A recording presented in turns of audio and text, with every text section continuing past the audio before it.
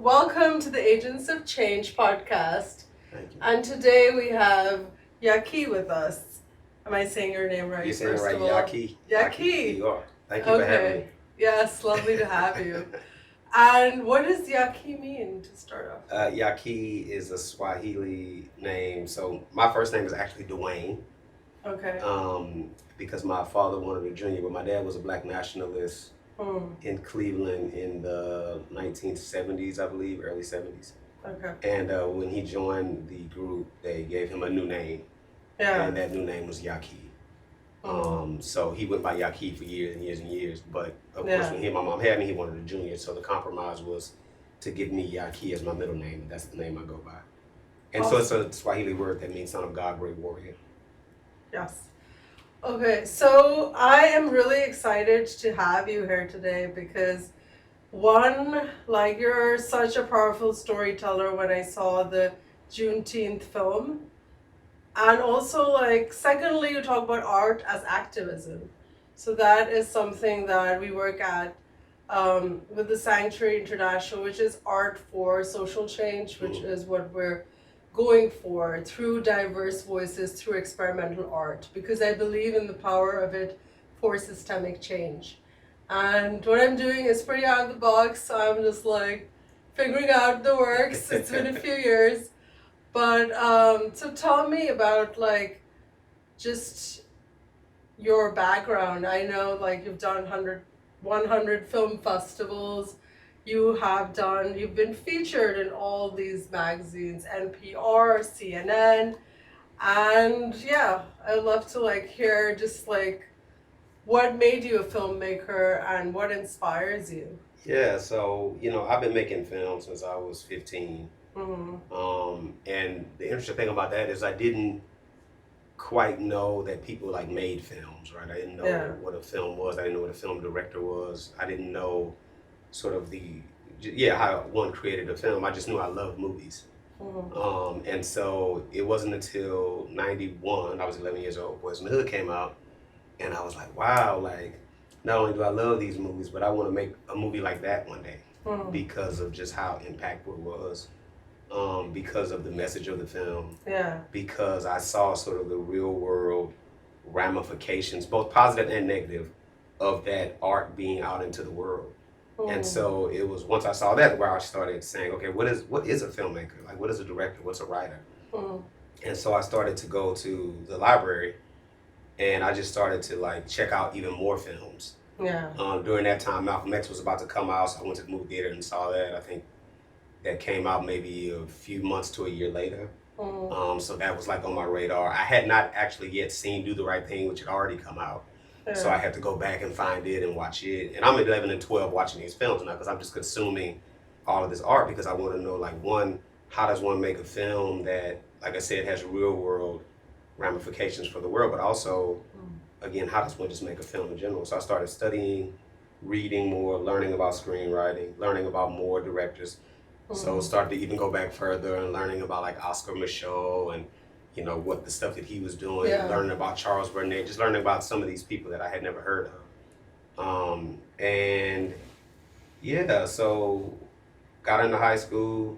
You made your first film at 15. 15, so this is at 11 when I'm doing this. So what I started to do is I just started to like write. Because I didn't have a way to make a film. I didn't have access to a camera. I didn't have access to a crew. I didn't have access to anything. So I just started to just like write these screenplays, which really were, in some ways, homages to or really copies of all the films that I had ever really seen. Because I didn't have any original ideas per se. Like I had original ideas up there, but a lot of my original ideas, again, came from watching this or came from watching that. So I'm taking a part of this narrative and a part of that narrative, and I'm putting some of my narrative in it, and it becomes a sort of hodgepodge of all these different ideas. And so anyway, I'm writing these things. And then 15 years old, got into a magnet school in San Antonio. It was a communication arts magnet school. And it just so happened that the woman who taught the class that I was in, which was a TV journalism / broadcast class, she was a theater arts teacher as well. And I told her about my interest in screenwriting and filmmaking and things like that. And she said, hey, I got this book you should read. She gave me a book by Sid Field, which was like the book on screenwriting at the time. And then I said, wow. Now I kind of understand how to put this thing together. I said, do you think I could take the cameras home? She says, well, technically I can't let you take the cameras home, but, you know, if I leave here and the cameras go away and then when I come back Monday, they're here, then it's fine. Yeah. And so 15 years old, I took those cameras home, brought my friends over. My Mhm. mom cooked for us. Craft services, that was our craft services at the time. And we just made movies on the weekends. And they were all very much sort of improvised, right? There was a blueprint for these films. Yeah. I had a script, but it wasn't a real script. It didn't have dialogue. It was more like an outline, story beats. And so we took those and we made movies. Yeah, that's the beginning. That's so cool. Like you started with writing screenplays or just like writing stories in whatever form. So it was kind of like just writing characters and building a narrative. Or was it like a screenplay? Like eventually it became proper screenplay. Yeah, it was very much what you said. It was very much just sort of writing a narrative and like, you know, I knew that it was gonna have these three characters and like this was gonna be their journey. Yeah. And I would sit down with my friends and say, all right, here's the scene, right? In this scene, he comes in and he gets upset about this and you all have an argument about that. Go. And literally they would go for 30 minutes, right? These scenes, it would just go, go, go, go, go. And they just like make... They're just improv the whole thing. And then I would then take that back and then edit a scene together out of that, right? And this is literally, we're recording on like VHS tapes. So I'm coming in with 10, 12, 60-minute VHS tapes. I'm putting them in 2 different VCRs because this was all linear editing at the time. So I'm taking these things and I'm, you know, pressing the buttons, pressing play on this VCR, pressing record on this one, pause here. And like literally when you see the film, you can see the pause and play button at the top as I'm stitching the scenes together. Yeah. Almost like when you watch a film, you know, in the movie theater, you can like see the film pops at the top. Each time we go to a new film reel, that's what you would see. So you like play one and you record one? That's how I was editing. Okay. And so I would take, again, these 5, 6, 7 hours of tape. Yeah. And I would cut together, you know, I think the first film was 60 minutes. Maybe the first film was 30 and the second one was 60 minutes. And I did that all through high school, all through college. So literally made that first movie at 15 and have really made a movie or some kind of creative project every year since. Yeah. It's pretty cool. And you've also been to like Karachi. I love Karachi. Tell me about that. I love it so much. People are like, why don't you just stay there? And I'm just like, I need to come back. Like, I love it. You know, so I've been to Pakistan 3 times. And the way that I was able to go is that UT Austin had a partnership with, first it was the University of Lahore. Okay. And then it became a partnership with KU. And so what we would do is their professors and some students would come here. They would screen work. They would take our classes. Like some of them send them my directing workshop class. They would be here sometimes a full semester. And then we would then in turn go there and we would watch their work, give them feedback on their work. We would teach master classes. And then we would just have like a cultural like experience. You know, it was a very like immersive experience into the culture of Pakistan. And so Lahore was in 2019, I believe, 2018 actually. And then I was just in Karachi this time last year actually. So like in June. Actually it was Summer. May. So it was May of 2023. And then I was back there in December of 2023. So I went back 6 months after. It was great. And again, I'm there teaching classes, watching films. So you were there for 10 days. 10 days. 10 days. And had a chance to like just tour the city. Eat the food. Yeah, we love our food. Right. Spend time with like the people, the students, and like the thing that I loved about it was that you go to that part of the world, quite honestly, with a certain stereotype in your head of like what it's gonna be, and when you get there, you realize it's completely different. Like it was completely different from what I thought. And that's why I kept going back because I'm like I love this culture. I love these people. People are just so warm, I feel. Yeah, like, I agree. In a way that they would just help you out for no reason. Exactly. And it's very community based, and it's I dense. miss that. It's dense. Karachi was dense. I was like, wow, I see like a whole family on a motorcycle. But I loved it. It had a very like New York City vibe and feel to it. So yeah, I love. But again, I think another thing that I loved about it was just like being able to see how the filmmakers there, the young filmmakers there, who I was mentoring, the types of stories that they're making, and this idea that they're going to get these films made by any means necessary was beautiful. No matter what was going on. As a matter of fact, while we were there was a coup. And we ended up being told we had to stay like in the hotel, don't leave, right? It was dangerous out there. And I had given the students an assignment on that Monday. This thing happened on Tuesday. We came back Thursday. They still had made their films, right? Nothing stopped them from producing the work. And I mean, casting those films, location scouting those films, coming up with the script for those films, getting the directing team together, shooting those films, editing them, doing sound design, doing music. And some of these were such beautiful short projects. And you can feel the heart and soul, not only of those students, but of the city and of the culture and of the place. You can feel it through the work when you see it. And so I just appreciated being in a space where art really was, in some ways, freeing these people from whatever circumstances they found themselves in. But also, you saw them really expressing sort of the things that they could not maybe express in other ways. You see them expressing them through their films. And so it's just great being there. I love it. We actually had like a filmmaker on this, podcast for Agents of Change. Nice. And it was like, it's really nice to know that you've been there, because like, we could probably invite you there as well, maybe, because I work closely with like the Arts Council of Pakistan, so like they invite people all the time from America, and you've already been there, so like you know what to expect. So what did you sort of like expect, and what did you find? Because we briefly touched on that. Well, you quite honestly, I think in this part of the world, you hear a lot about like terrorism, right? In that part of the world, you hear a lot about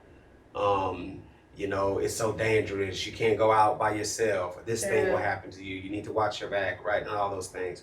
And to your point earlier, like I didn't feel any of that. I was in the market. Like there were people with me, but I would, go off by myself, and I would just roam around. People were excited almost to meet me. Right, because it's like, what is he doing over here in Pakistan? And they wanted to talk to me, and they wanted to like take me to certain spaces and show me things that I wanted to experience. For example, when I was there in December, I had wanted to go to Liari, and did not have an opportunity to go. And so when I went back in May, they actually took me to Liari because I want to do this hip hop documentary about sort of hip hop around the world as a means of social activism.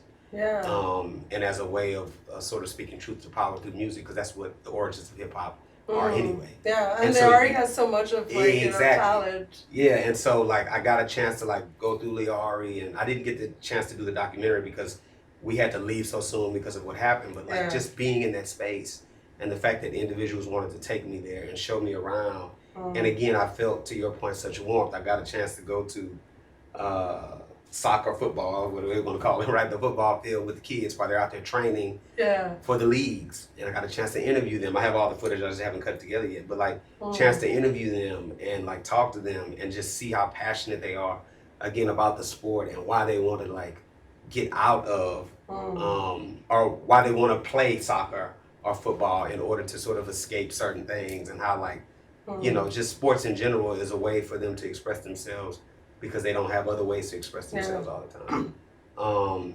So I think I expected, again, a sense of danger, quite honestly, and I was met with none of that. I was met with warmth. I was met with kindness. People want to invite you into their homes. People want to, I'm in the market bargaining with people, and they just loved it. Not because we're bargaining, but because it's like, okay, he gets it. He understands how this is supposed to work, right? And so bargaining is like a whole. That's a part of it. That's a part of it, right? and you learn that. And I think they expect it. Yeah. And then I picked up a couple of words too here and there, so I would throw those words out. Yeah. So, yeah, it's good. And there's so much diversity too, like in the way people look and their cultures, and there's so many languages. Because people think like, you know, like we all are like the same shade of brown, Exactly. and I'm like, no. Some of us actually look like we're white people. Some of us look like we're like, you know, Balochi people look a certain way. They have a certain hair texture which is different from ours. Yeah. So there's like a lot of like variety in the people, because that's just how it is. And there's so much culture and history, because it's been like, you know, thousands of years of that, of music, of art, and like there's like a huge tradition of that. And I feel like I've written this article, this essay recently on, and one of the lines is like, that yes, we are resilient, but no, it didn't have to be this way because of all the stuff that's been happening, which is why like art is something like a lot of people like us are actually working to revive, because of course like with the situation it's really hard to have art happen, or like spaces or people, because if people are just trying to survive or be safe, like it's really like become more underground with the music scene, with different subcultures. So trying to bring that up with whatever. And also I feel like with this new generation of artists, we can also like really collaborate in a way that technology, that is the real power of it, if we could actually use it for making change happen and bringing together people across borders. And when I talk about art, art is so like unstructured, whether it's film or music, that it would really be cool if so many people came together. Like you talked about the traveling showcase of artists for social justice. That would be very, very cool. Yeah. No, I agree, and it's interesting because I do think that like technology has sort of made the world, and social media really has made the world smaller, right? Yeah. And it's also opened our eyes to the things that are very similar globally, right? When you think about an oppressed people in Karachi, right? They may be dealing with very similar things as an oppressed people in Sudan, as an oppressed people in Gaza, as an oppressed people here in the United States, right? And I think that until social media, right, and until technology allowed us to really speak to one another and understand what was going on globally, we thought that their problems were their problems and those problems didn't affect us. But I think social media has let us know that what is happening over here will ultimately affect me over there, right? Yeah. And I think that that's the beauty and the power of social media. But also when you talk about art, I think the fact that now artists from all different disciplines, from all different cultures, from all sort of different parts of the world are able now to commune with each other and talk to each other about the things that are happening in their part of the world, and how again they're using art to combat those issues, right? I think it allows us all to create this sort of tapestry of art that can be healing on a much broader platform, I think, and can really help globally in a way that maybe 50, 60 years ago, and maybe even just 30 years ago, right?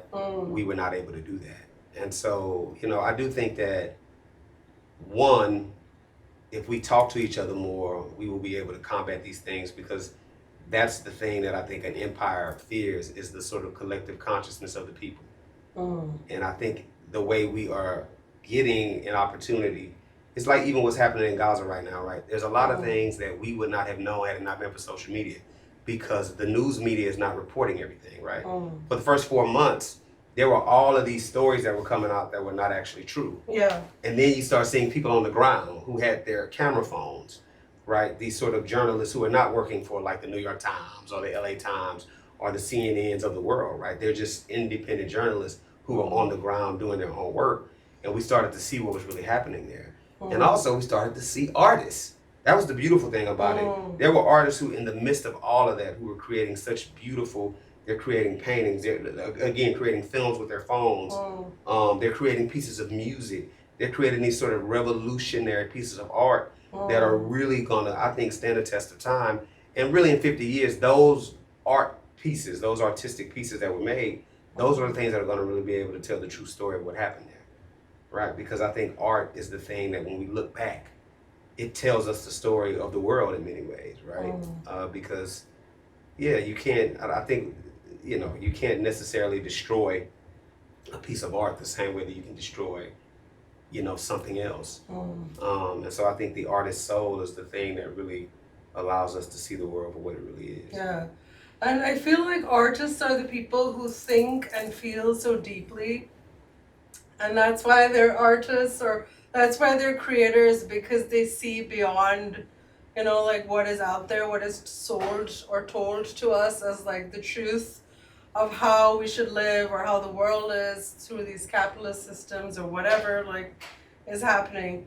So like it's kind of also like hard as an artist to find your way in all of that and to navigate that, to bring your message, but it's such an important role to perform.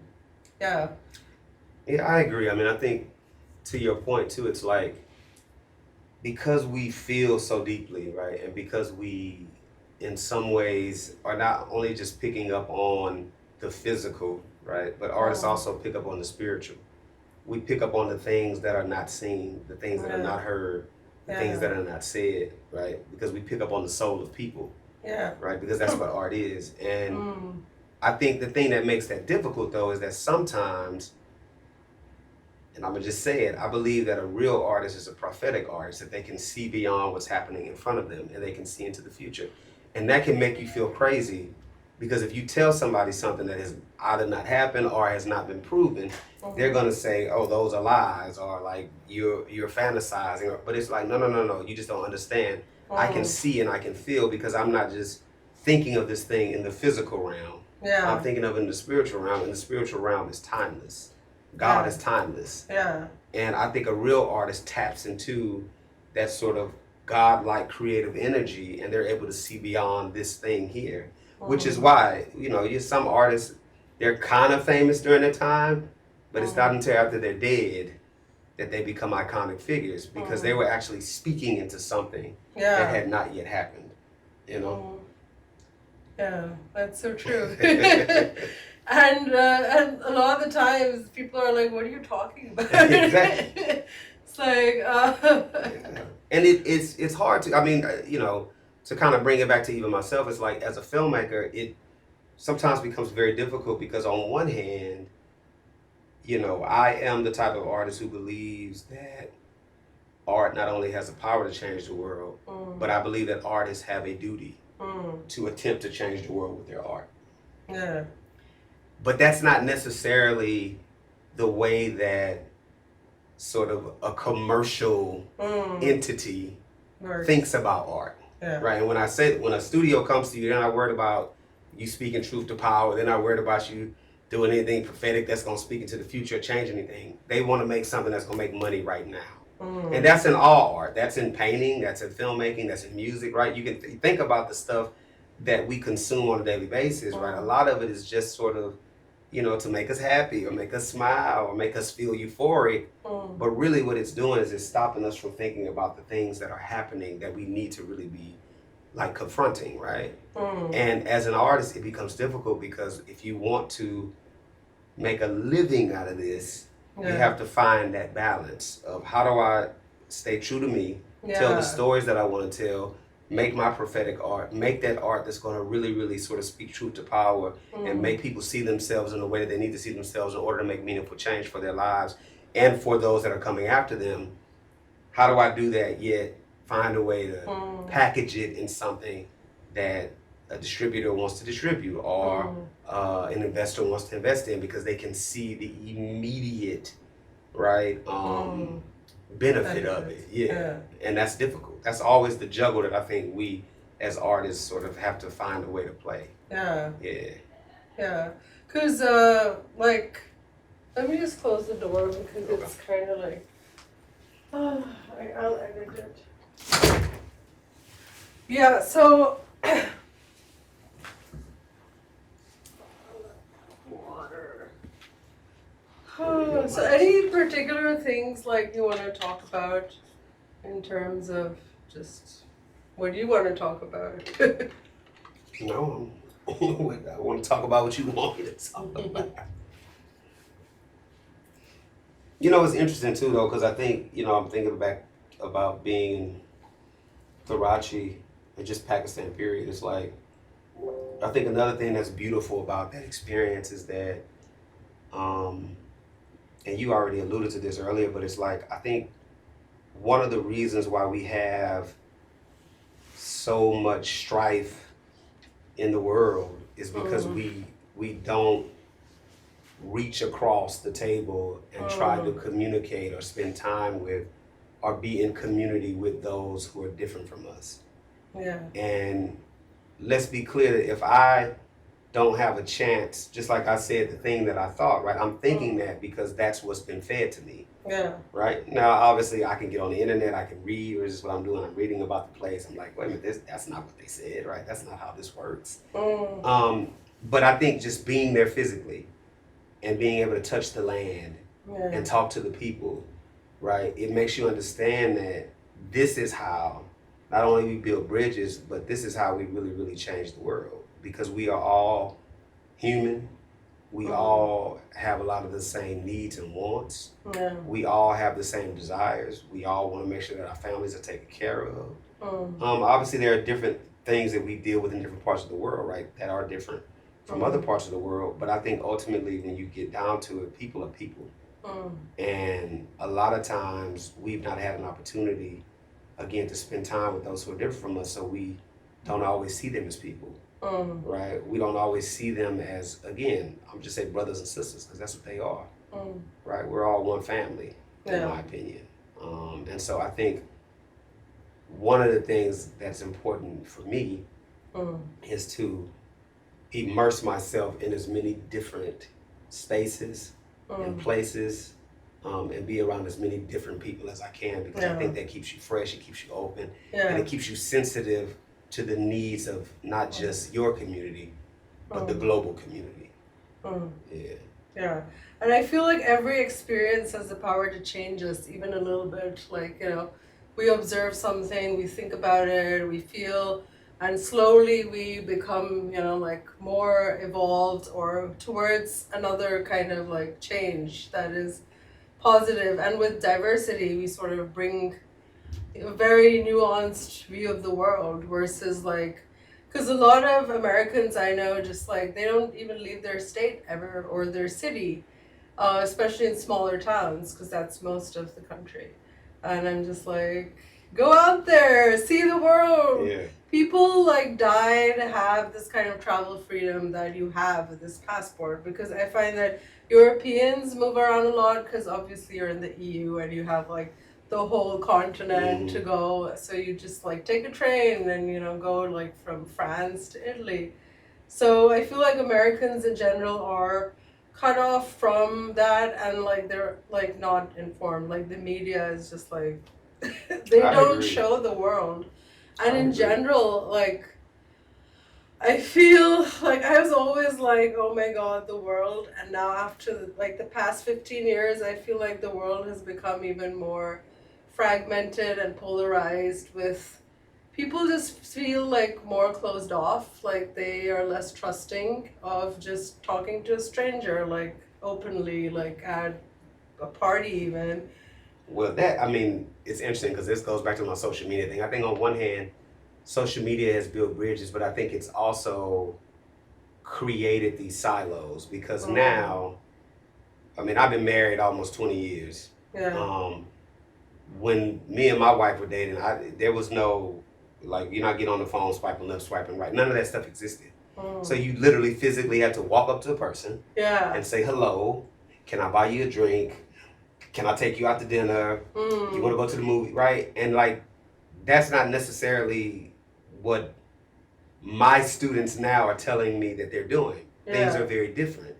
And so when you can have a full-on relationship with somebody, literally texting before y'all physically meet, y'all could text for a month, FaceTime, and then it's not till 2 months later y'all meet. I think it just changes the dynamics of relationships. And I'm not saying that there aren't positives to that, because again, it has made people who would never have the opportunity to be able to meet. I can meet somebody in Karachi, I can meet somebody in Sudan, I could meet somebody in Paris, I could meet Yeah. somebody in Cuba, right? I can do that now.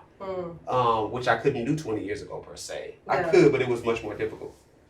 But I think that the fragmentation has happened because though I can communicate, the way in which I communicate has changed. I would much rather talk on the phone to you, I would much rather text with you than actually be in a space and having a But it's not conversation the same with you. thing. No, that's what I'm saying. It's not the same thing at all. And so it's changed. Terrible. It's changed us as people, right? It's made us less hospitable. We don't really like speaking to each other. We don't necessarily like being in spaces with each other anymore. We don't quite know how to, again, what to say to each other. Exactly. And when we are, we're more anxious. Yeah. It's like, this is like... It takes a lot of energy to be around people now, when in fact, when you grew up like I did, you were around people all the time. You didn't have a choice. And it's just like easier because when you do it less, it's just harder. Exactly. So I'm just like, dude, what is happening? What are we doing? Because I'm like, I follow this Insta page. It's called the Offline Club. So they just have like meetings and people are just like no tech, and I want to do that. I want to like start something like that. I mean, I have a lot of ideas, so that's one of the things. But again, it's like having people who are addicts give up their addiction, and those addicts in one room, and they'll be like. But it starts with that, right? It starts with that being in a space and feeling that anxiety. Feeling like, your blood pressure is going up, your heart rate is going up, you're sweating, you don't know what to say, you're standing in the corner. But if you do that twice and 3 times before you know it, it's easy. And now you come in and you want to talk and you don't want to just do this anymore instead of having a full-on conversation. Because I do it too. You have a full-on conversation, even with business. Yeah. Everybody has a Slack page or this page, and we do all of our business texting each other at this point. But I just like face-to-face talking to you. And I think if you facilitate spaces like that, if people keep coming after a while, it just becomes easier. They'll get into it. Why not? Why not? If they like make it through to the other side and they're not like... And also it's interesting too, because I do think that I think the world has become a little bit more dangerous because of this very thing. Yeah. Because if you are in community with someone, like we don't even know our neighbors anymore. Like when I was a kid, you went and you knocked on the neighbor's door. And you, can I borrow some eggs? Can I borrow some flour? Can I use your telephone because we don't have one? Yeah. Can I borrow $2 until I get paid? Right? We did all of that. So we knew everybody. So for example, my mom could send me outside and she knew that even if she wasn't out there with me, there were 4 other adults who were in community with her, who knew me, who had been to my home, who I had knocked on their door. And if I did something wrong, they would tell my mom. And not only that, if they saw somebody attempting to do something to me and they were there, they would come and disrupt that. Yeah. We don't even know our neighbors anymore. We sure don't know their children. And so it's easier to do something to someone because you don't see them as people. They're literally a video game. They're just that random person in your neighborhood. You don't even really know their name. And so I feel like even with a lot of the stuff that we're seeing in terms of people going in and committing mass shootings and doing all this, we're just not in community anymore. So it's easy to just go in and do those things to someone. And I feel like if we would find ways again to bridge these gaps, to talk to each other, to love on each other more, right? And just be in community, as I keep saying, with each other, I think you would see a lot of these things sort of taper off. But the world has completely changed. I don't even know what that looks like anymore. Yeah, exactly. Like I have this space for people to gather, and it's like people want to gather if they get something out of it, right? Which usually to them is some kind of like status or some entertainment with status. Like for instance, we had an art exhibition and we had some people who were well known or they're like celebrities, and as soon as they came in, everyone was like, whoa, because everyone is like, they just woke up or something. So it's kind of like that, and then like trying to be authentic and that versus just catering to like get an influencer to just talk about your stuff, which is like, I'm just like, and yeah, I was going to talk about the point where we talked about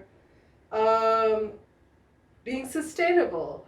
As an artist, like, the reason why I can do that is because I'm an attorney and I get money from being an attorney, and that's the only way that can be. And people like my attorney friends are like, what are you doing? This is good. This is just costing you right now. You're just like spending money on this. You're making it here and you're like putting it there. And eventually I know like art will pay off because like. And it's paying off, right? Because that's the thing you love. Yeah. Right. Not saying you don't. I It's don't not know. paying off in the like monetary terms. I mean, those things come, but I think the fact that you're, again, not saying you don't love being an attorney, because I'm sure there are things about that you love. I love it. Right, but using that occupation, right, as a way to fund your other artistic sort of endeavors and desires, I think it is paying off, because at least you get to do. It's like me. I'm a professor, and being a professor requires several things. One, obviously, the teaching has to be good, the service has to be good, but the research has to be there, which means that creating content, writing screenplays, making films, doing commercials, those things also are part of my occupation. They're part of my job. And so I have to do them. Now, there are a lot of people who are not like you and I, meaning they don't necessarily have funding, or they don't have a means to get funding to do their art. And that becomes a difficult thing. But I think back to the whole paying off, I just think, just like you and I, right, we may have a little bit of resources that we can throw at things. We're not making tons of money off of the art, but eventually we will, because we will continue to put the art out. Just like the struggling artists, at some point, if they keep at it, they will indeed find an audience. Some money will come to them. And also, as somebody said to me, the blessing is just being able to do it. Right? The fact that you're able to create, the fact that you're able to get your art out, the fact that you're able to spend time sort of putting your hands to work and your mind and your spirit to work on the thing that makes you like smile and wakes you up, and it's also something that you feel like you're called to do. That is the blessing. So we're already blessed. It's already paying off. The other stuff will come, right? But this is already the blessing. Yeah. I know, because I like to play with it, but then I'm like, I have to do this for an audience, and then I'm just like, okay, that's another, like, because with that, I think what they want, or like, I have to be a certain way, and when I feel like I have to be a certain way, it doesn't feel so much like play. Until like, I feel like 90% of it should be play, and then some of it should be something you put out there. So like, that's how I could actually enjoy it. And it would be like not, like stressful all the time. Yeah, and that's the thing. It's like, it goes back to the balancing. It's like, that's the balance, and that's the difficult balance. Is though we say 90% of it should be play, quite honestly, a lot of people feel like only 10% of it should be play. Because this is about money. It's about sort of making something, like building sort of financial stability for your family and being able to take care of yourself. And I understand that too. But to your point, if it's all about that, then in some ways, for me, it becomes robotic. That's why I think when you look out in the media, you see a lot of the same stuff, right? I feel like when you go through Netflix, sometimes you might happen to find something that's really unique and powerful, but a lot of stuff feels like it's the same old thing you've always seen.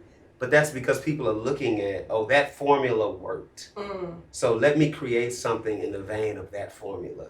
Let me create something that's like this. It's like even when you go in to pitch something, the first thing you have to say, I'm doing a film right now, and this is just part of it. I have to literally call out films that people already know. This is Kramer versus like Kramer meets Set It Off. Right? This is Gloria meets Widows, right? Whatever it may be. I must do that. Because for some reason, those that are giving you the money or who you're actually pitching to, if you don't tell them something that's familiar, that's already been proven, a formula that's already worked, they can't see it.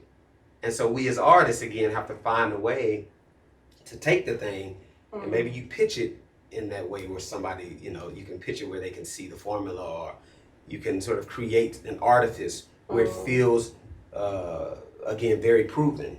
Yet, once they greenlight it, maybe you can go back and kind of do your thing and really add more of your sort of your creative uniqueness to it. So. And on that point, I feel really wary or like cautious to, go into big brands, because I know like the bigger you go, the more it's about mainstream catering to what people want, commercialization, and less about your authenticity. And that just kind of is It's like scary.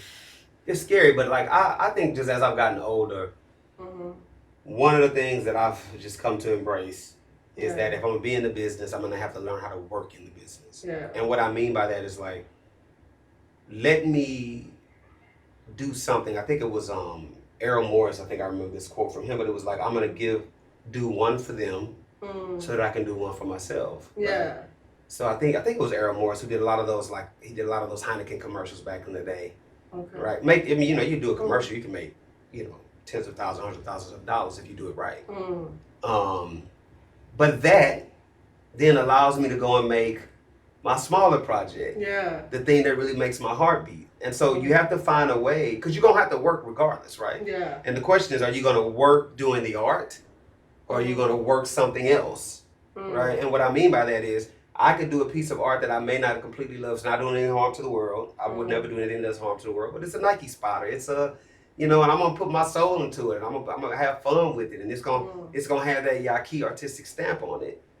But then I'm gonna take that money maybe, and then I'm gonna go and I'm gonna do that film that really makes my heart beat, and I feel like has a really socially conscious heart to it. And I feel like it's a story that only I can tell. It's a story that the world needs. I'm going to take the money that I've made from the big project and I'm going to funnel it into that. And I think for me, that's the balance that I'm trying to strike in my own career right now, because we got to eat, right? We do have families to take care of, but I think there's a way to sort of do both without feeling like you're completely selling your soul. And I have arrived there just 4 years ago, maybe. It took me a long time.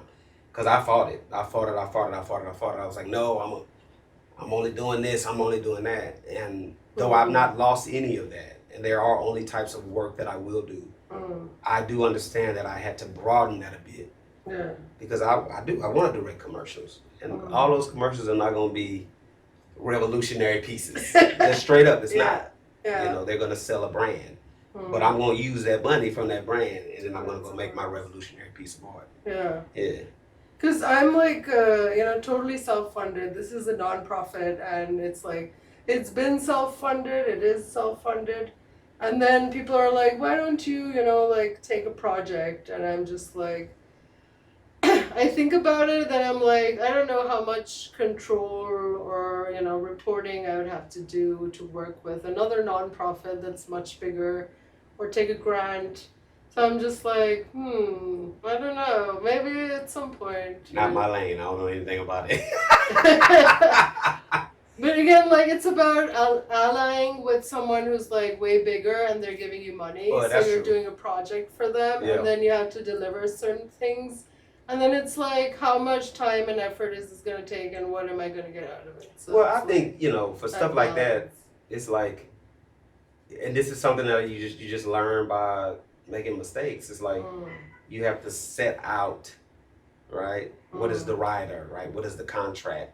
Yeah. What are your expectations of me? What are my expectations of you? What are you getting? What am I getting? Yeah.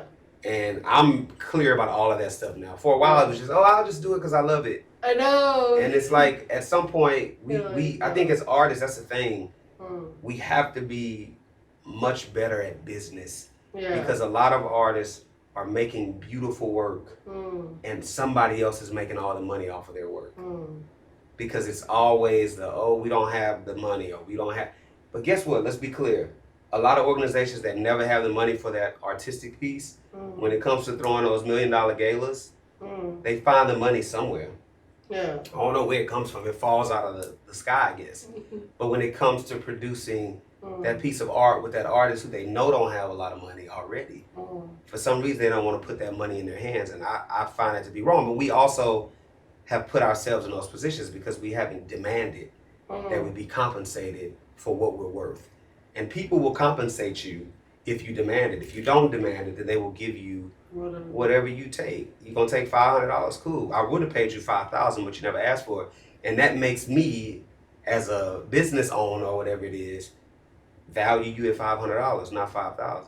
Because that's another thing I've learned. The more they pay you, the more they value you. You take $200, they're going to give it to you, and they're going to treat you like you're worth $200. I know that's how it works. And it takes so much conviction and clarity to do that and self-direction, especially if you're an entrepreneur or an artist. Like you're just on your own and you're like, kind of like, I need to pay the bills, so I'll take a little bit less. Like, it's okay. Yeah, we do it all the time. And then you're just doing that, like, one after the other, and you're just like... And before you know it, 10 years later, you've never actually gotten what you're worth. And your work is worth so much more than that. Yeah. So we...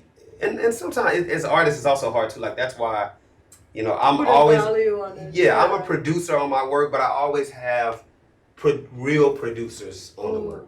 Because they're good with, like, no, that's what that person is going to charge, and that's it. Yeah.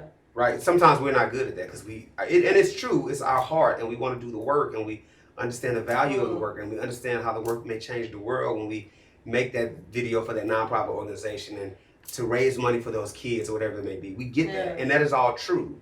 But that's why sometimes we need a buffer between us and the organization who will demand that we get paid what it is that we're worth. Because our heart, we talked about this earlier, artists always lead with their heart. And the heart sometimes makes you make stupid decisions or do things that you shouldn't do. Yeah. Right? And I'm always one of these people who's like, there are some years where, or some months I should say, where I'll say, you know what, this particular month, this is how much I usually charge to speak. I'm going to do it for free. Or this is how much I usually charge to create this thing. For you all, I'm doing it for free because, one, that's my service. But two, I see something in this work that you want me to create that I really feel like is going to be impactful. And the little whatever money you would have paid me, we can make so much more if I just create the work and do it well. And we can talk about back end stuff, but right now, let me just do this for you for free because it's my service to the world and it's my service to you. And so I think as artists, we also can balance that as well. Sometimes you do need to just kind of do stuff. Do it for free. That's all right.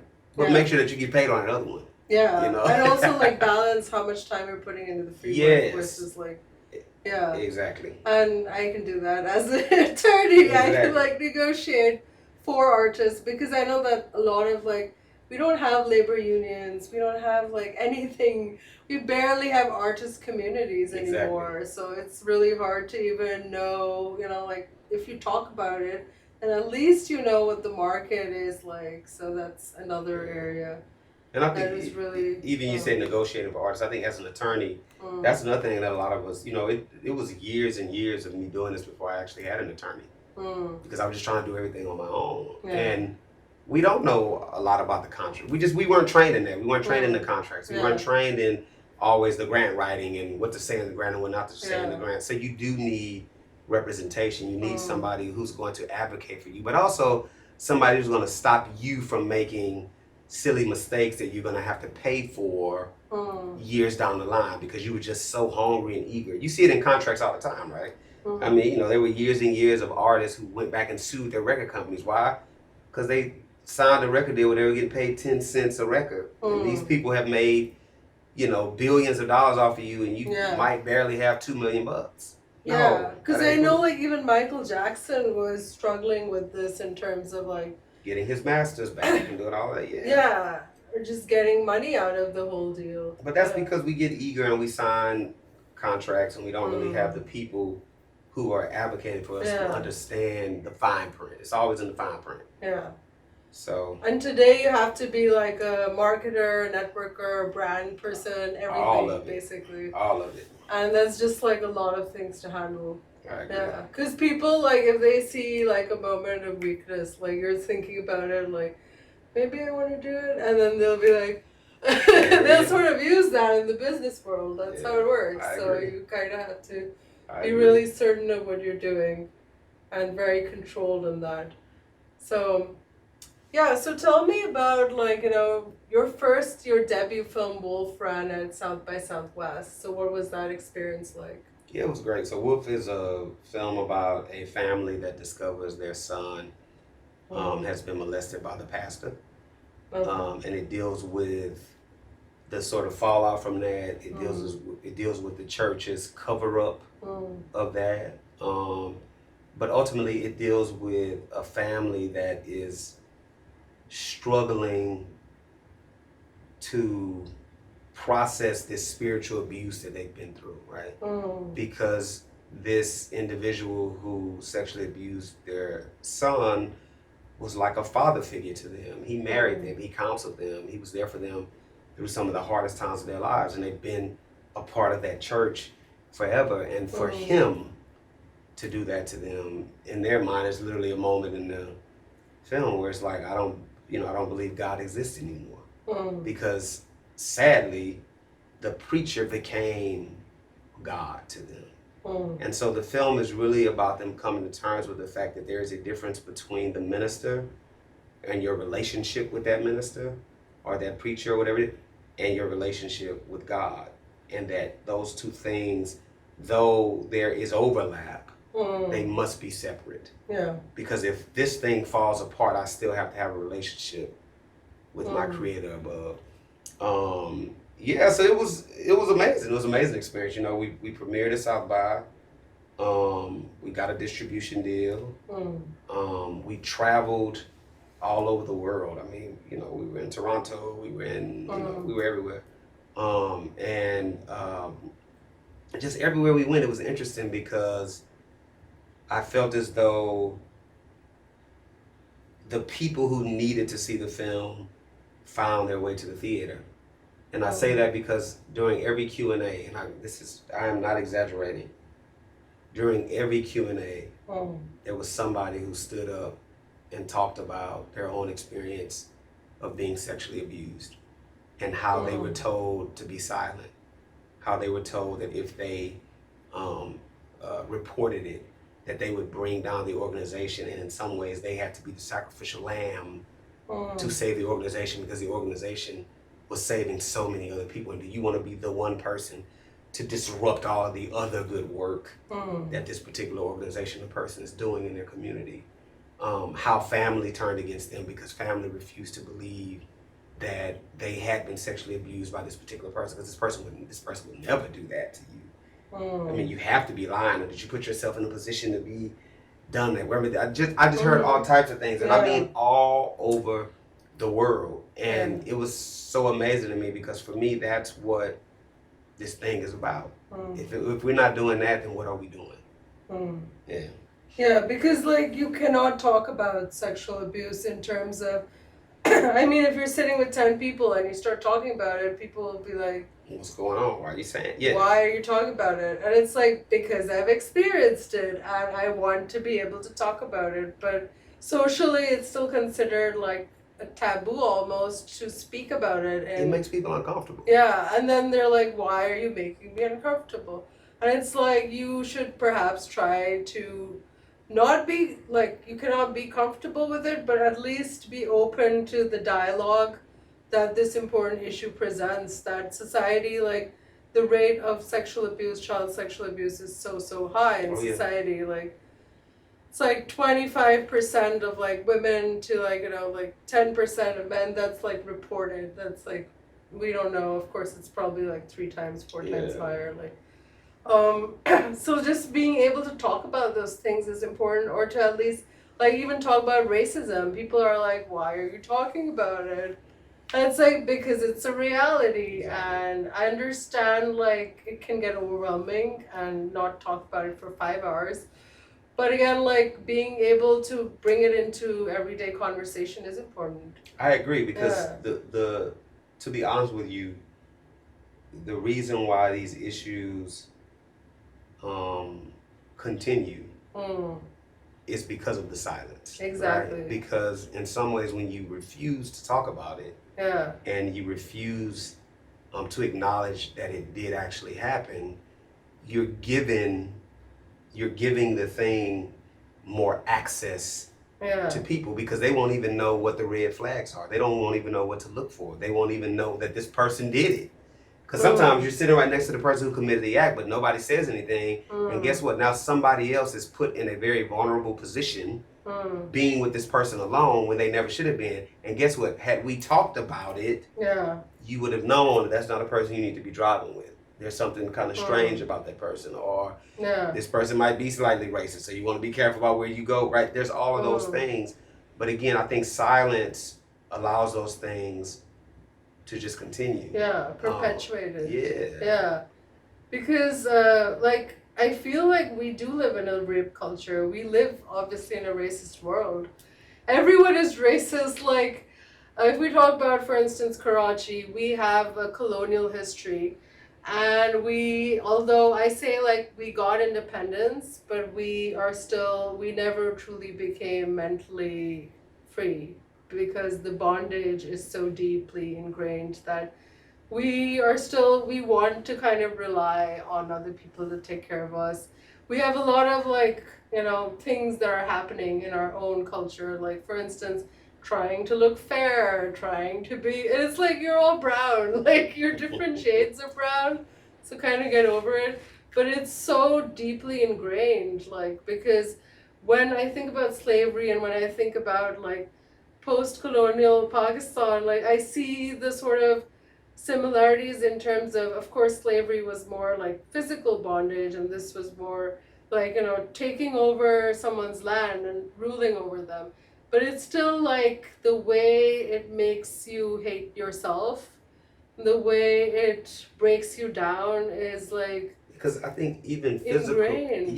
even physical bondage, quite honestly, because I think slavery was not just a physical bondage, Yeah, right? It was psychological, it was spiritual, Exactly. it was mental.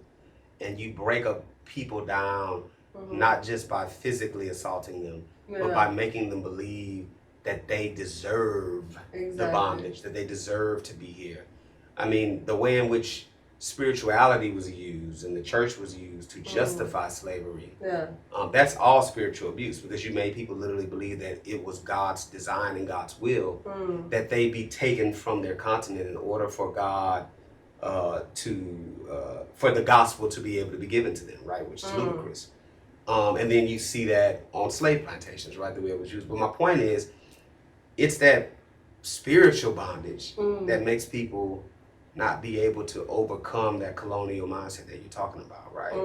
Because it has made us for years and years and years believe that we were inferior, that we needed to be taken care of, that we deserve the things that are happening to us, that we brought about our own oppression. That's another thing that I think, you know, white supremacy is really good at doing, is making you feel like you brought these things upon yourself. If only you had not walked across the street wrong, the cop wouldn't have killed you. If only you had, you know, not skipped school that day, this thing wouldn't have happened. But it's like, but they skip a school in that other neighborhood too, and it's not happening to them. Or they're walking across the street wrong over there, or they're doing a thing over here too, and they're not being treated in the same way. But you have made me believe that it is my fault, which means that now I temper and change myself without you ever having to check your own bias. And that's what we've done. In some ways, we have sort of, I hate to say it, but we have in some ways like buried our real, true, proud identity in order to be safe. Yeah. Because to be too proud, to be too bold, to be too loud makes you a target. Yeah. And so I would much rather shrink and live in a shrunken state than stand up and be the giant that I'm supposed to be, because being the giant that I'm supposed to be makes me a target of your racism and also literally of your weapons. You know? And even like trauma makes us small, or it makes us like lose our voice. And it's just safe to be like this person who's kind of like, I'm here, I'm just here, like, you know, don't mind me, I'm friendly, you know, I'll be nice, like, just don't be mean to me, but I'll just, you know, like, just tone yourself down to the point of non-existing and, like, being invisible almost. And not being yourself, right? Yeah. And I think that's why it's so interesting, just like I'm thinking about even my own, like, journey into, like, you know, seeking counseling and doing all that. It's like, you need that, right? Because you need to be able to talk to somebody else about the traumatic events that have happened to you, the things that, sadly, it sounds weird, but there are some things that we won't even talk to ourselves about that have happened to us because they're too painful. But when you sit across from somebody else, especially if they create a safe space, you can talk about them, and the more you talk about them, it's like you puff up now. Yeah. Because I'm letting the stuff go. I'm letting it leave my body. I'm letting the trauma dissipate. I'm now dealing with it. And some stuff will never go away, right? You will always have it with you, but at least you will know how to handle it. You will know how to deal with it. You will know how to overcome it, or at least live, alongside it. Because some stuff you just gonna have to live alongside. That's just it. Because the stuff happened to you, and it's not going. You can't take that away. Yeah. But I do think that's why sort of counseling and seeking out therapy, and even just groups where you can get together with other people. To your point, 10 people in a room, just talking about their own trauma. That's good, because now I realize, one, I got it out, but I also know that it ain't just me. This person also is struggling with that. And this person over here is also struggling with that. We always think other people's lives are better or different than our own until we actually start being in community with them. We realize we all dealing with our own mess. And it's all right. It's good to be here together with other messy people, right, who are trying to deal with their mess, because that's going to give you the space to deal with your own. Yeah. And to overcome it, and to know that it's not just you alone. Yeah.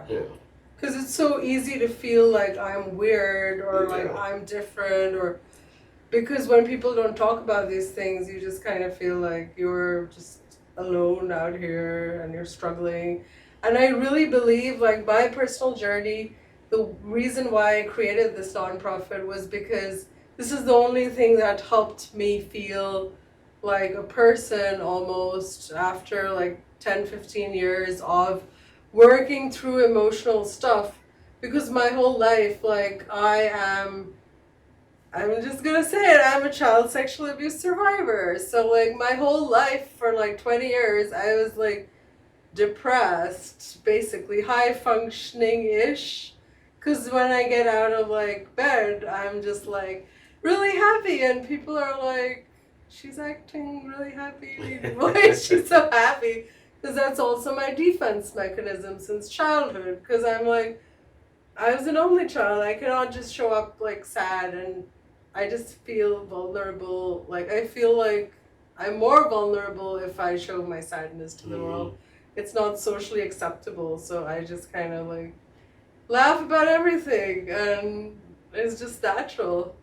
And like, so I've really spent a lot of time trying to like, or working through that pain and developing all these tools, from yoga to dance to like bringing that in. But again, like when I talk to people about it, like people go to therapy, but they don't really try to take control of that in terms of like building that into their lifestyle. That is something like, I need to be with myself, I need to work through stuff, I need to journal, they're like, that's not, it's a journey.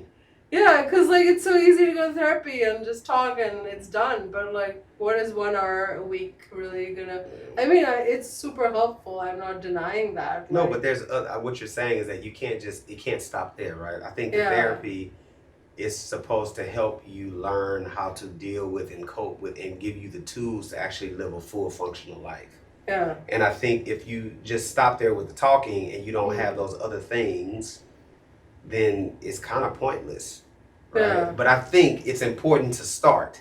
Yeah. Right? That's the thing. That's why I think, for me, it's just like it was important to sit down and start, because that was weird. Like, one, Black people don't go to counseling. We don't believe in that. Just pray about everything. It's gonna go away. Yeah. And also sitting in a room with somebody who I don't know, telling them stuff about myself is weird too. I don't know you, right? But I started to feel a weight as I did it, right? And I'm about to start again, because it comes in seasons too, right? You go for a while, then you stop. You go for a while, then you stop. But to your point, it's like there are other things that I had to do, that I had to find, that would help me to sustain this sort of newfound freedom, or this weight being lifted off of me. And again, that even in of itself is still a journey, because I'm still trying to figure out what all of those things even look like. Yeah, They're and new it's to like me. a cyclical process, and like I was doing so well yesterday, and like right now I'm like, this is not, I'm going through like not such a good period, so I'm just like, why am I here again? And just to sort of try to build something, like try to do the smallest thing and build from that, and try to build momentum, and that is like, keep going, it's okay, sometimes it's not that great, that's fine. Exactly. It's interesting. I was talking to one of my former students. We meet up sometimes and just hang out. And I was just telling him, I'm like, I think for me, one of the things, and this has always been a thing for me, but I think it's become much more important. It's just like, I'm a very prayerful person. And I believe that we as a society have gotten into a place where we think that we can fix everything. And there are some things that I don't think we can fix. That's the point of having, for me, a relationship with a higher power, because I understand that there are some things that only God can fix, that only God can repair, that only God can release me from.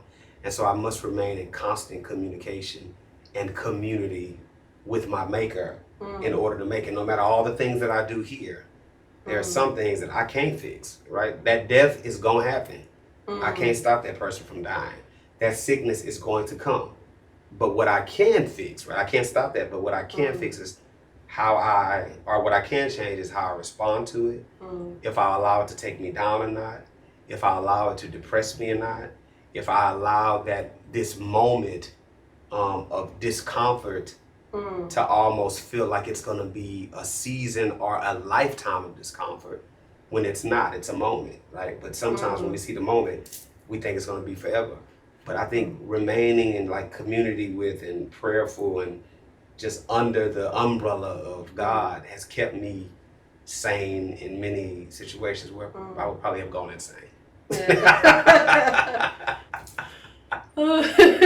So what do you mean, like, we think we can fix everything in terms of like? I think that we have, this is just me, I think we have gotten into a place where we believe that not only that we can fix everything, but we can control everything that happens. And I think when we think we can control everything, for me, we're getting in the way, because I can't control everything. I don't know what's going to happen. I can, right now, I can direct a film and put it out in the world. I just directed a film, put it out in the world. It was accepted into maybe 1 or 2 festivals. That's never happened to me. Now, as an artist, my ego could be bruised. I don't know what I'm doing anymore. People don't want my voice. And I may have said all this stuff to myself. They don't want my voice. I can't write. But guess what? None of that actually is true. This film didn't do well. It didn't go out into the world. I cannot control that. I cannot change that. I cannot stop that. What I can change and control is how I deal with it. Right? How I allow it to wash over me. Meaning, that doesn't mean that I'm a failure. That doesn't mean that I'm not a good filmmaker. It doesn't mean that I'm not an artist. It doesn't mean that my voice is not needed in the world. It just means that this particular project at this time did not do the thing that I wanted to do. Cool. Let's move on. And the reason why I can say that, back to the idea of this, is because I understand that when I create, right, I am creating in conversation with God. That God is in many ways inspiring what I do. And the moment that I think that because this thing didn't work and I am a failure, I have cut off that communication, because God never said that everything that I did was going to be a success. God said that I am going to be a success. And those are two different things. Because you can fail today and succeed tomorrow. But if you think that you can control the succeeding or the failing, at some point you will stop. At some point you will stop trying. And you will say that I am not worthy, that I am not good enough. No, I am worthy. I am good enough. And I will succeed. Even if the next 5 things fail, I will eventually succeed. You can't control none of that.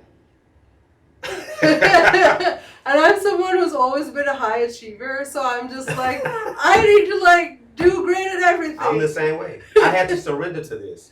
I was the same way. Like, not getting into certain things would take me down, because it made me feel personally like I had failed, like it was like my fault. Yeah, that and they if didn't I want could the have thing. done this part differently, then like. And I'll lay there for weeks. Oh, had I just changed that one line, or maybe had I called the festival, or maybe had I cast other people, or maybe. But guess what? None of that matters. It is what it is. It's done. It's time to move on. And I can't control it. Yeah. All I can control is the next thing, and putting my all into that, and that's it. Yeah. And so for me, I think that's personal, but I just think overall as a world, we have gotten to a place where we have lost connection with anything beyond what we can see. Right? And that's dangerous. It's very, very dangerous. Because I think that's why we are where we are now. It's like we can't see past what we can see. And I think faith for me requires that I see beyond the trauma, that I see beyond the devastation, and that I believe that if I remain hopeful, and that if I remain vigilant, and that if I keep fighting, that I can make meaningful change, right? And that has nothing to do with the right now per se, because right now it looks terrible. We're in a bad place right now. We could just go down the list. We're in a very bad place right now. You want to start? We don't have to go down the list. We're in a bad place, but that's all right, right? Because I believe that, back to just even circling back to this agents of change, I believe that we are agents of change. And agents of change keep fighting because they understand that even beyond exactly what they can see in the moment, there is hope, that there is a future that is brighter than what we see right here if we continue to fight for it. Yeah. Beyond everything. Because I was listening to your podcast before this on Christianity Today. And you talked about your own personal life, like growing up and all the things you experienced, and you sort of ran with it and you converted it into your strength to like really make it your power versus like let it take you down. Yeah, which you must. Yeah. I mean, what we gonna look if seriously, right now you go out here and something happens, you get hit by a car. I don't know. Yeah. I'm a filmmaker, so I have to go to the most dramatic. You were hit by a car. That doesn't change. The question is, do you go to the hospital and do you lay there and in your mind say, you know what, I'm gonna die. There's nothing they can do. The leg is gone. This is gone. I can't stop it. Or do you say, you know what, I will be healed. This is the worst thing in the world that could have happened to me, but it's cool. Because on the other side of this trauma, I see something bigger and better and brighter. And I see that at some point I'm going to be able to use this thing to help somebody else. The same thing happened. We both ended up in the hospital bed. The only difference is the way in which we process it. And I think we have to begin to process things with a more positive outlook, because I believe that when we do that, we activate something in our bodies that allows us to fight to live, and that allows us to actually reach the place that we have envisioned in our mind, even if it's not for 5, 6, 7 years. So I think we have to convert our pain into power. You know, we have to. Yeah, and in Eastern cultures, we also we always talk about the power of like words have power, so don't say bad things like this is gonna happen. Don't think that, because your thoughts are also impacting like you subconsciously and also reality. Like, because in the West it's kind of new, like manifestation is cool, or the secret, or like it's just like, dude. We've been doing this forever, right? I know, right? Like I was watching the stand-up comedy and this guy was like, so like yoga was invented 5 years ago in America. You would think, everybody. And he was like, when I meet a white person and like I'm like, I cannot do yoga, I feel so bad because they're like, you want to join? I'm like, no, I'm just gonna go to my hotel room and levitate. It's like, yeah, because even the way yoga is done here, I'm like, it feels like it's like very competitive. Everyone's trying to do this crazy pose. It's like, this is not what yoga is about, dude. You're supposed to connect with yourself, not be like, what is this person doing? I can do it better. I'm just like, this is not cutting it for me. But it's funny that circles all the way back to what we were talking about earlier. It's like, I think we have gotten to a place where we are, even with social media, we're looking at what everybody else is doing and what they have. Yeah. And we think that that's the only way to do it. That I gotta be better than you. I gotta do the pose better than you. I gotta make the movie better than you. I gotta make the piece. And it's like, no. Yeah. What you're doing when you do that is you're giving away your power and your ability to be the best you, because you're now trying to be somebody else. I don't want to be you. I want to be the best Yake. If your best is better than mine or whatever better even means, that's cool. Yeah. But as long as I'm the best me, I'm good. Because that's the thing that when everything goes away, when the awards stop, when the accolades stop, when the reviews stop, when people stop looking, if I know that I have been the best me and I have really manifested the best version of myself, I'm happy. I'm good because I'm in peace. Yeah, and it requires so much shutting off of the insane amounts of like technology, because I really try to limit my social media use. Like, I don't like Instagram at all, and I just try to do it for my art business and to actually just find people to connect with, and to really reduce that. Like, I am trying to just cut out scrolling as much as possible and cut out like, because it just doesn't stop. Like, it's like, and it sort of takes you out of your own frame of reference so often that you don't even know what is your frame of reference. Because you don't know, is that my thought or their thought? Yeah. And to your point, it's like, I think it's important. Like, sometimes I just gotta delete the app off my phone because I could say, oh, you shouldn't look, but let's be clear, if it's on there, I'm gonna look. Yeah. Because it's become a part of the society and what we are and who we are. It's part of the culture. Yeah. So I just sometimes like, I don't need this on my phone for 2 weeks because I don't want to look at it. I don't want to know what's going on. I don't want to post. I don't want to engage. Yeah. I just want to be with me, you know. Yeah. I tried, what I'm working on is to not scroll and just like go on for like an hour and just do like, you know, what I need to do for business, like post or find people in my industry, like see what they're doing and then just like stop. Because I need to not be looking at random people doing random things. I agree. Be like, this person is on vacation in Spain. Who cares? And I'm like, what am I doing? And then you're just like, it's constant competition and like, it's like, I agree. You're not even like talking to people really. You're just watching their lives and lives go by. And it's like, live life right now. People lie too, right? I think that's the thing about social media is that even though we know that people lie, we still see everything they post as the truth. So like literally somebody could be sitting in their living room with a backdrop of somewhere saying they're traveling and we believe it, right? Even though they may not have ever left the house, right? And so now all of a sudden we feel bad because we didn't go there, we didn't do that, or our family is not so perfect. And it's like, nobody is perfect, nobody's doing it. People are lying. People are giving you the version of themselves that they want you to see, not the real version. And what's dangerous is people are spending their entire energy to show that they're living a certain life versus actually living that life. Exactly. And I'm just like, oh my God, like I go to a concert and people are just like... Not even experiencing it anymore, right? Yeah. And I'm guilty of this. Like we doing this and that. Even when I was in Karachi, it's like I'm just shooting everything. And at some point I have to be like, you know what, okay, stop. Yeah. Just sit and be. Just enjoy the company. Yeah. Right? Just sit next to the beach. Just walk through the market. You ain't got to take a photo of everything. Right? Because some of it is going to be here for the rest of your life. Yeah. Put it here. You only got to put it there. Yeah. But, you know, it's a habit. It's a bad habit. I try to, like, go to the concert and try to, like, take a few videos first and then just kind of... just enjoy it. Get it over with so I can... And maybe certain times, but, yeah, I can be, like, very, like...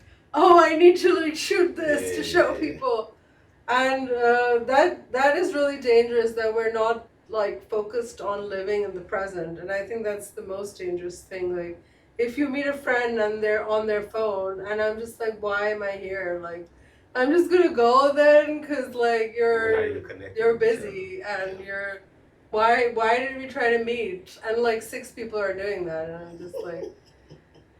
Yeah, it takes you out of the present, and it makes you like hyper focused on this competition and trying to rise in the hierarchy versus being like satisfied with anything you have in your own life. Like, you have clean drinking water. 70% of the world doesn't have that. 90% of the world doesn't have sanitation. Like, you know, most of the world doesn't have basic things, and you have that. That in itself should be like something you should be super grateful about every day, even though you're, you know, sad or depressed. But even like thinking about that makes you feel like, okay, I am privileged, and what can I do with that particular thing that I have? Yeah. Where do I want to go with what I have to be grateful, rather than be like, I'm not Bill Gates or Elon Musk. I'm just like, dude, like, I'm sure those people aren't, like, how happy are they? We don't know. We don't live their internal reality. Like, no one, it's not like being a billionaire, you can be happy, like, 10,000% more, like, or all the time. That's not how human beings work. Yeah. Like, they are sad about things. And I would like some $1 billion money. Right? I would love it. But to your point, it's like, if that's the goal, then in my opinion, we've lost a piece of ourselves. Yeah. Right? If your only goal is to become a billionaire, that's all you can think about. That means you'll do anything to become a billionaire. Yeah. That's right. And it's like, I don't want to just do anything for money. Yeah. Right? Will I do anything to create meaningful art? Yes. And I believe that will bring and manifest all the physical things that I need in order to create that art, because I am doing something for the world. But more than that, I'm doing something for myself. I'm edifying myself, and I'm also edifying God through what I'm creating. And so God will provide everything that I need. I may never be a billionaire. That's cool. But I'm gonna eat. I'm gonna have water. Yeah. Right, I'm gonna be able to do the things that I want to do, and I'm gonna, more than that, I'm gonna really be able to help other people, and that's what this thing is all about. Yeah, and there's no need to like rush and hustle all the time. Exactly. You need to like just like smell the roses, look at the sunset, you know, just like try to like enjoy your food and not just be like rushing to get to the next thing all the time. Yeah. Like this kind of like frenetic energy, which is like people on the road are like, you know, why did you stop for a second? And like everyone's like, yeah. And I had to learn like, that. Yeah, you quite honestly, like I think I spent the first, honestly, I'm 43, 33 years of my life just trying to achieve this thing. Like I had to be this filmmaker, and I had to do this, and I had to, right? And there was a lot of life that I think I didn't live because of this, I don't know, this just desire to be successful in the way that I think other people were successful, quite honestly. But I had to really sort of, and my son did this, you have to change what success looks like for you. Exactly. Right? And understand that what they're doing is not what you're supposed to be doing anyway. It's not meant for you.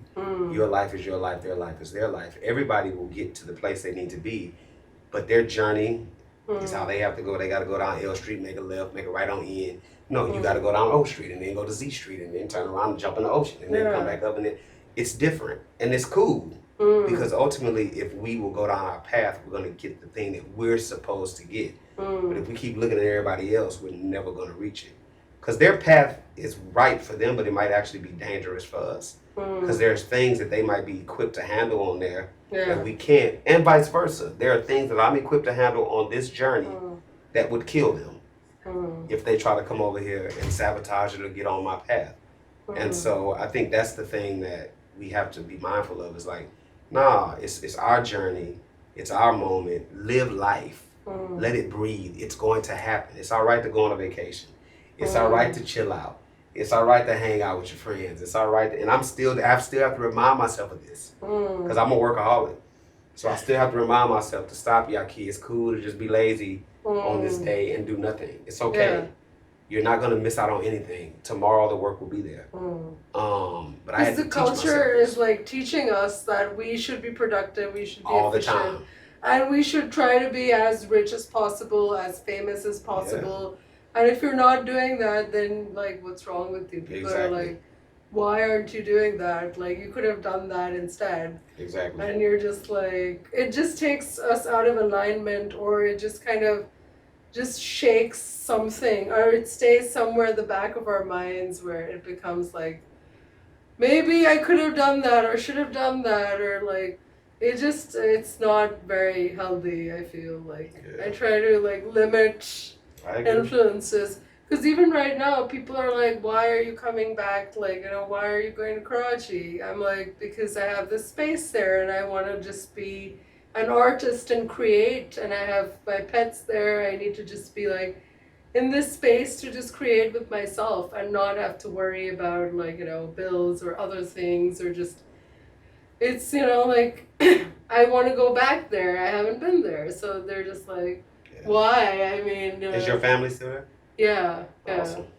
Yeah. People are like, stay here, you should like, make more money, blah, blah, blah, network, blah, blah, blah. And I'm just like, but this is what I need right now, so this is what I'm gonna do. And everyone is like, and you should do what you should. That's the thing. You should do what, not just what makes you happy, but what fulfills you, and what you know is going to keep you going. Yeah. Because again, what keeps them going is what keeps them going. There's nothing wrong with that. That's their thing, right? But that's not what keeps you going. And I think finding the thing that keeps you moving, keeps you happy, keeps you fulfilled. That's the most important, in my opinion, the most important part of life. Yeah. Not what anybody else is doing. I have to go get my kid. Okay.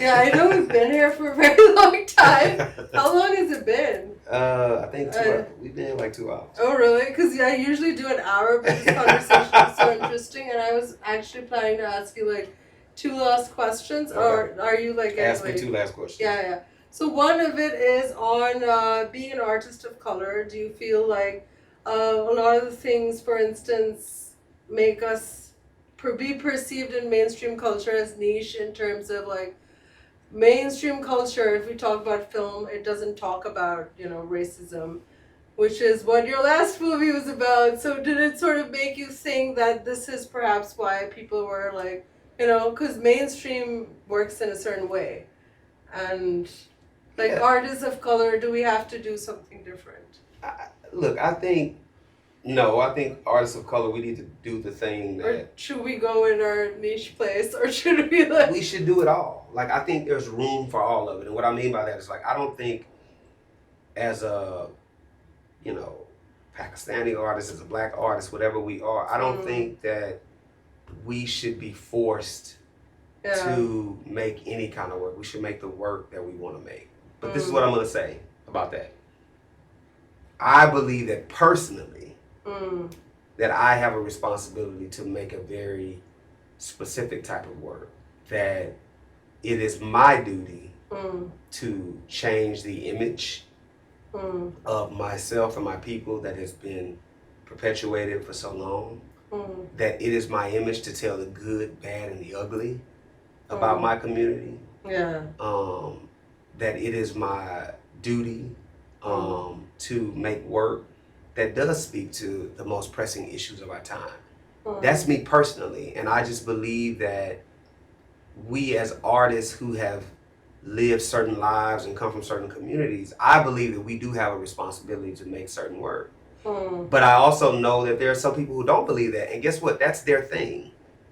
Do whatever you want to do, right? I'm done trying to convince people to make anything in any way. But this is what I will say, that in 50 years, in 200 years, when they open the capsule up, I believe that the art that spoke to those issues, I believe that the art that made real meaningful, impactful change, art that wasn't just for commerce, I believe that's the art that's going to stand the test of time. Yeah. Because when we look at history, the artists that we really gravitate to are not those that made the most money. They are the ones who had the biggest impact in whatever artistic field that they were in, because their art stood the test of time, because it was spiritual, it was beautiful, it was speaking to something that was both happening at that moment, but also something that is continuing to happen even now.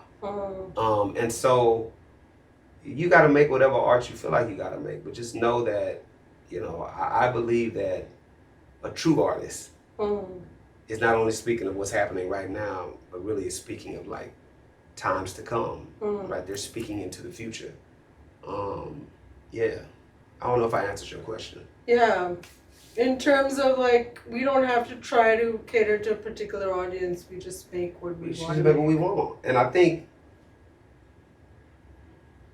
because again, in trying to cater to an audience, the question is, what does that audience really want, right? It changes so much. Yeah. One month they want this, the next month they want that. Like, I can't continue to change myself for that. I just believe that time catches up with you. Yeah. That if you make the things that you really want to make, that at some point those things will become the flavor of the year. Yeah. And I also believe this, that if you abandon your truth and if you abandon the authenticity of your art and your creativity, to try to make something more mainstream and to try to be that thing. When the thing that you make becomes the flavor, guess what? You've given the flavor up to somebody else because you're not cultivating your gift anymore. You're cultivating somebody else's gift. So we got to cultivate our gift and be true to our gift and plant in our garden, because ultimately people are going to come to eat the fruit and veggies that are sprouted from the seeds that you planted in your own garden. But if you reject that, if you neglect that, if you deny it water and sun, it'll wither away, and then at some point they're going to need it, and guess what? It's nowhere to be found because you gave it away. So. Yeah, rather than trying to be someone else, be who you are, and that's the most powerful. And people need you. They may not need you at the moment, but they need you. Yeah, and they need your art. The world needs your art, and art matters.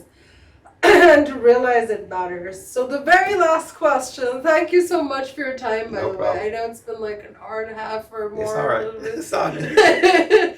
It was so interesting because this is like the longest podcast I've had. Usually we're like 50 minutes. That's what we've done. But yeah, we had so much to talk about also. So the last question is like, I feel like for me, Insta is kind of like visual porn, literally. Because it's all about the spectacle. And I feel like a lot of filmmaking now is all about the, like this, making it look grand, the visuals versus like character development. Because when I look at older things, like, it's like if I see that character in their childhood and then I see them as an adult, I care more about who they are. Like, why am I listening to someone's story? Not because they look cool and they talk cool, like, I don't care. I care if I know that person in depth. So like I feel like a lot of that is missing nowadays. So what is and there's also a lot of gore happening with Netflix or a lot of other places to the spectacle of gore, like in triggering a fear response. So how do you see that in terms of the future of filmmaking? Yeah, I mean, I think you said a lot.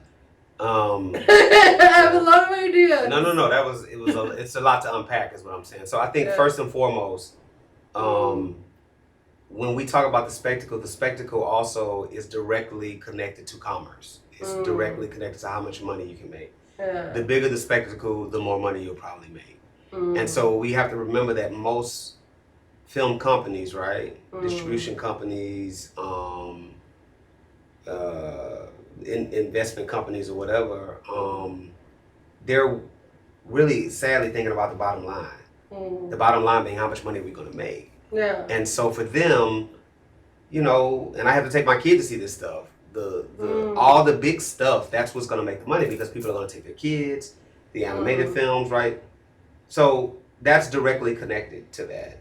And it's also easier to market the visuals versus it is making people uncomfortable about exactly. But issues. I believe this, and this is kind of talking about finding this bridge and connective tissue between the spectacle and the character driven, right? The big explosions and the relationships between people. I believe that there's a way to find something that connects the two, right? Even this film I'm making right now, it's interesting. So it's semi-autobiographical, but basically it's about a woman who decides to travel from, I'll just say across state lines, to kidnap her son from her estranged husband because he refuses to send the son back to her.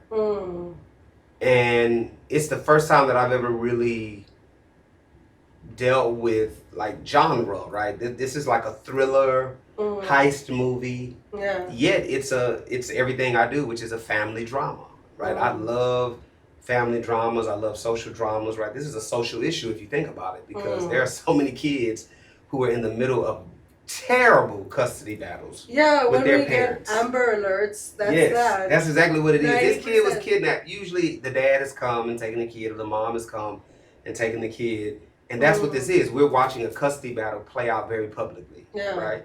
And so my point is like I'm taking the best of me, which is the character-driven drama and, the stories of mothers, because I do a lot of stories about women and their relationships with their kids, But now I'm putting it into something else. We're gonna have the big rigs, and we're gonna have like a quick little fight scene, right? All of these things are gonna be wrapped up in the same type of narrative that I've always told, because I understand this. People want to see the spectacle, but you can get them in the seat with the spectacle if in fact the heart is still there. And so for me, I hope that the heart of what I've been doing for the last 25 years is still in that project, and that's the thing that really arrests people when they sit down in the theater. Yet the thing that gets them there is all of the other things that I'm doing. So I believe there's a way to bridge that gap. Awesome. Thank you so much. Thank you for having me. This was great. It was awesome talking to you.